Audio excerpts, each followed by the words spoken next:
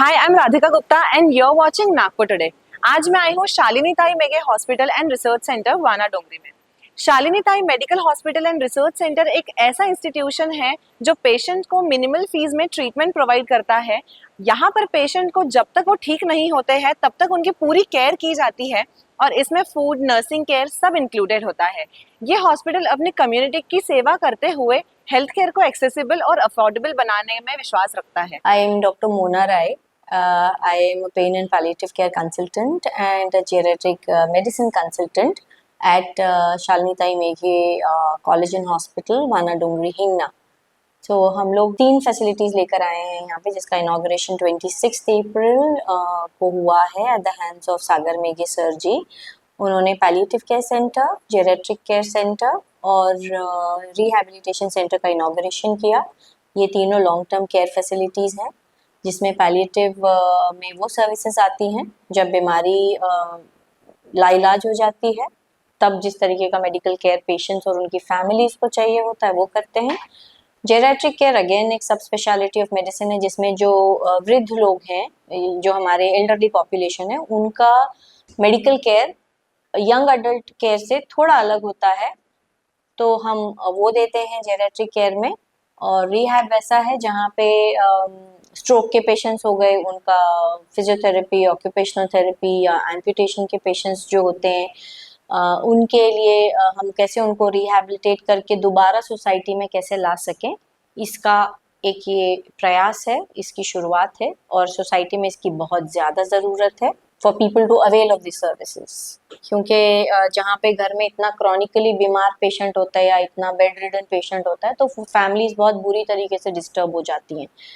तो यहाँ पे ये जो हमारी सर्विसेज है, यहाँ एक बहुत डेडिकेटेड नर्सिंग टीम है, फिजियोथेरेपी की टीम है, डॉक्टर्स की टीम है, जो राउंड द क्लॉक इनको सेवाएं देती हैं। जो यूएसपी है इस सर्विसेज का कि हम ऐसे प्रमाइसिस में जहाँ हमें सारी स्पेशलिटीज़ मिल रही हैं, जैसे ब्रेन के डॉक्टर जो न्यूरोलॉजिस्ट हो गए, या किडनी के स्पेशलिस्ट हो गए, हार्ट स्पेशलिस्ट हो गए, मेडिसिन का एक फुल फ्लेजेड डिपार्टमेंट हमारे पास है, सर्जन्स हैं, गैस्ट्रोएंटरोलॉजिस्ट हैं, so you name it and we have it here. तो that is the USP of our facility, this long term care facility, जहाँ पे हम मंथली पैकेजेस प्रोवाइड कर रहे हैं, जिसमें खाना, सर्विसेज, एवरीथिंग पेशेंट्स को एक बहुत अफोर्डेबल रेट में अवेलेबल हो रहा है। पैलिएटिव केयर अक्सर ये क्वेश्चन रहता है लोगों के मन में कि व्हाट इज़ पैलिएटिव केयर। तो अगर मैं बहुत सहज लैंग्वेज में बताऊं तो पैलिएटिव केयर वो केयर है, मेडिकल केयर, जिसमें जब कोई भी बीमारी एडवांस स्टेज की हो जाती है, जहाँ क्योर के ऑप्शंस खत्म हो जाते हैं और एट अ पॉइंट जहाँ ट्रीटिंग डॉक्टर बोलता है कि अब आप अपने मरीज को घर ले जाइए, घर ले जा करके सेवा कीजिए, लेकिन उसके बाद भी मेडिकल सपोर्ट और मेडिकल केयर की ज़रूरत होती है पेशेंट को भी और फैमिली को भी। फॉर एग्जांपल अगर मैं बात करूँ दैट जो स्टेज 4 एडवांस कैंसर, ठीक है, सो एडवांस कैंसर में पेन बहुत ज़्यादा होता है, अनबेरेबल पेन होता है, जो कि पेशेंट तो जो सहता है, साथ में जो उसके हेल्पलेसली उसकी फैमिली उसको देखती है। ऐसे टाइम पे अगर एक पैलिएटिव केयर की टीम स्टेप इन करती है तो ये एक बहुत बड़ा सपोर्टिव केयर, अगर हम बोलें पेन मैनेजमेंट होता है, पेशेंट पेन फ्री रहता है और ट्रांजिशन करता है from palliative care to hospice care, where unfortunately the end is near, or you know, it's a good death. We always talk of a good life, why don't we talk of a good death also?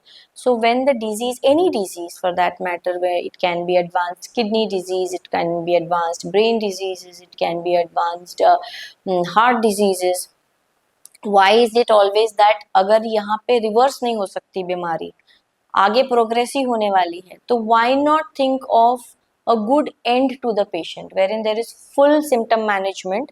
हम pen भी cover कर रहे हैं, हम बाकी के भी symptoms cover कर रहे हैं, हम केयर कर रहे हैं कि पेशेंट को बेडसोर ना हो, पेशेंट जहाँ तक हो सके पॉसिबली वो एक्टिव रहे, उसकी क्वालिटी ऑफ लाइफ हम जितना हो सके उसको मेंटेन कर सकें। So that is what it is palliative care. It's a holistic approach, जहाँ पे हम मेडिकल मैनेजमेंट हो गया, इमोशनल मैनेजमेंट हो गया, सोशल मैनेजमेंट भी होता है और स्पिरिचुअल मैनेजमेंट भी होता है। बहुत बार ऐसे सवाल आते हैं कि मैं क्यों, मेरे साथ ही क्यों, and that is the point where you just have to be there with the patient and the family and support them in best possible ways. So that is what is palliative care. So another question, वो geriatric care, वो बड़ा complicated सा नाम लगता है, but in short geriatric care मतलब जो हमारे वृद्ध हैं, जो elderly है, जो हमारी senior citizen population है, उनका जो मेडिकल केयर होता है वो थोड़ा अडल्ट मेडिकल केयर से थोड़ा फ़र्क होता है. That is what is geriatric care. उनकी नीड्स अलग होती हैं, उनके अंदर लोकोमोटर के डिसऑर्डर्स ज़्यादा होते हैं, डिसबैलेंसेस ज़्यादा होते हैं, पॉसिबिलिटी ऑफ फॉल्स बढ़ जाती हैं, यूरिन लीकिंग का प्रॉब्लम आता है बिकॉज उनका मसल मास वेस्ट होता है, आर्थराइटिक प्रॉब्लम्स आते हैं. सो इसका एक थोड़ा अलग तरीके से केयर करते हैं. डोजेजेस हमको चेंज करने पड़ते हैं कि जो एक यंग अडल्ट को जो डोज की ज़रूरत है वो ज़रूरी नहीं है कि एक एल्डरली 80 साल के जो एल्डरली आदमी या औरत हैं उनको भी वही डोज काम करे. सो ये सब ट्वीकिंग करना पड़ता है. उनको ऑक्यूपेशनल थेरेपी बहुत करना पड़ता है ताकि उनका बैलेंस ना जाए, वो गिरे नहीं, क्योंकि गिरेंगे तो फ्रैक्चर होगा तो बेड रिडन होंगे, और एक बार बेड रिडन हुए तो क्वालिटी ऑफ लाइफ खराब हो जाएगी. They go into depression and it is a very sad state of affairs that start to happen. Also जो ये फैसिलिटी एक चीज़ और प्रोवाइड ये करती है कि अभी समर वेकेशन ख़त्म हुए, फैमिलीज़ को बाहर वेकेशन पे जाना है, बट घर में अगर एल्डरली पेरेंट्स हैं जो ट्रैवल नहीं कर सकते तो पूरा फैमिली इम्पैक्ट हो जाता है. तो हम ऐसी भी फैसिलिटी लेकर आए हैं जहाँ कि आप अपने पेरेंट्स को हमारे साथ हफ्ता भर 10 दिन रखिए जब आप घूमने जा रहे हैं. आपके लिए हम उनका केयर करेंगे in this facility just like how आप करते हैं. उनका खाना, उनका टाइमली मेडिकेशंस, उनका नर्सिंग, उनका असिस्टेंस जिस भी वे से हो सकता है. तो हमारे लिए अफोर्डेबल कॉस्ट में भी ये फैसिलिटी अवेलेबल है. And those who want a private room, हम वो प्राइवेट रूम भी दे रहे हैं जो fully equipped, AC, separate bathroom, ये सर्विसेज भी हम दे रहे हैं. सो उनका केयर हम यहाँ पे बहुत अच्छे से करते हैं. When the family is travelling, निश्चिंत होकर ट्रैवल करें कि आपके जो पेरेंट्स हैं वो हमारे साथ एकदम अच्छे से हैं, सुरक्षित हैं, वेल टेकन केयर ऑफ हैं. That is another service which is also called respite care, वो भी है. सो हमारे पास डे केयर फैसिलिटी भी है जिसमें people can leave or drop their loved ones, elderly parents, to our facility और काम पे चले जाएं. Due to nuclear families and both partners working, घर में केयर करने के लिए कोई नहीं रहता, अनलाइक ओल्डन टाइम्स जब जॉइंट फैमिलीज हुआ करती थी.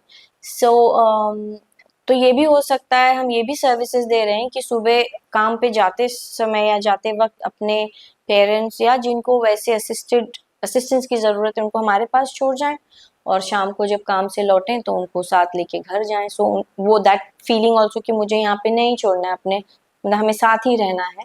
सो वो चीज़ भी हम कवर कर रहे हैं.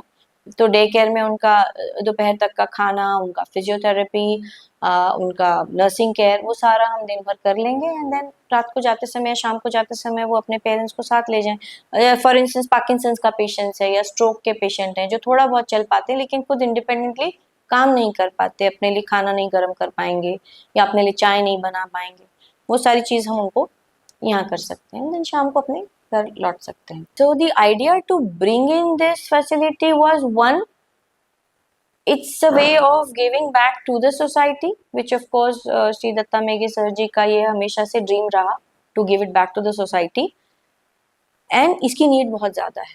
ये एक कहीं ना कहीं एक कड़ी है जो हेल्थ केयर से मिसिंग है, कि जहाँ हम क्योर तो करते हैं लेकिन केयर एस्पेक्ट या कॉन्टिन्यूम ऑफ केयर कहीं ना कहीं इज गोइंग मिसिंग. मेरा जो टैगलाइन है वो ये है कि there can be an end to cure but there can never be an end to care. So we continue to care for the patient for till as long as the patient is there. Cure might get over, हम दवाइयाँ ख़त्म हो सकती हैं, heart काम करना कम हो सकता है, ब्रेन काम करना कम हो सकता है, लेकिन केयर तो कभी कम हो ही नहीं सकता और होना भी नहीं चाहिए.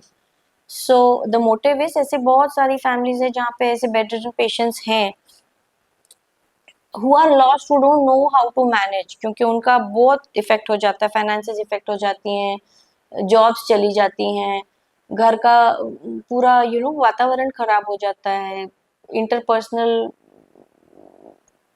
विवाद आ जाते हैं बिटवीन द स्पाउसेस केयर करते करते. एक बहुत इम्पोर्टेंट चीज़ जो है केयर गिवर बर्नआउट जिसको बोलते हैं, कि केयर करते करते करते करते जो केयर करने वाला है ना, वो कहीं ना कहीं डिप्रेशन की तरफ चला जाता है. So that's called a care giver burnout. ऐसे लोगों के लिए भी वो आए यहाँ पे, इवन इफ 15 डेज है, अपने पेशेंट को छोड़ जाए, हम लोग केयर करेंगे, तो he can at least go home, relax, rejuvenate and then come back. So that is the idea of having this facility to give that safe haven to the loved ones of such people जिनके घर में ऐसे बीमार मरीज, bedridden मरीज हैं, जिनका हम एक डेडिकेटेड वे में पूरी टीम केयर करने के लिए तत्पर हैं, प्रेजेंट हैं, and always ready to do it for them.